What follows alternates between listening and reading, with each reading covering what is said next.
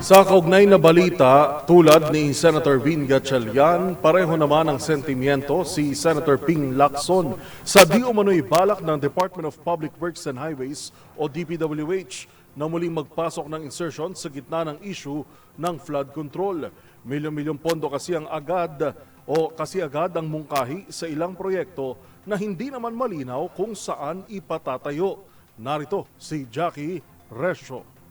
May plano na namang maging ghost projects ang mga insertion sa 2026 national budget. Sa panayam kay Senator Panfilo Lacson sa programang Damdaming Bayan, sinabi niyang mayroong muling distinct o pare-parehong halaga ng budget para sa iba't ibang proyekto sa ipinapanukalang national budget sa susunod na taon.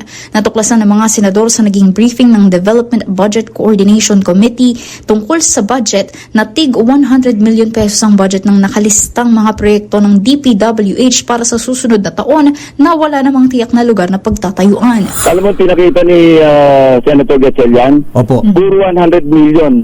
Napakahaba na listahan. Ang masama, walang stationing. Hindi mo ma-identify kung saan lugar. Nakalagay lang yung lugar, siyempre, pero hindi mo alam yung from what point to what point. Pero ang pinakita niya, siya nakadiscover nito eh. 100 million each, tapos may nakita pa kaming tigwa 120 million. Wow. Saka nakakita ng proyekto na sabihin natin, round figure, puro 100 million.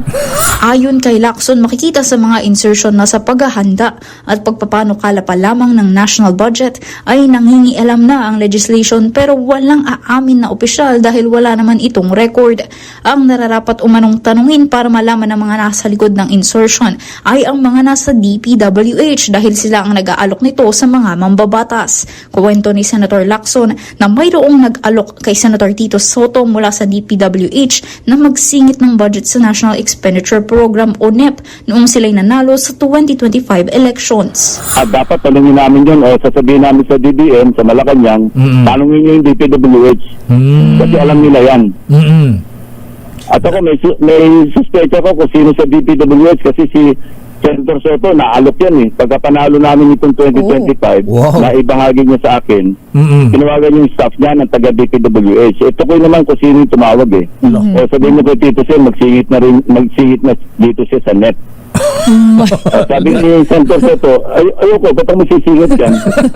Para sa MBC TV Network News, ito si Jackie Resho ng DZRH, una sa Pilipinas, una sa Pilipino.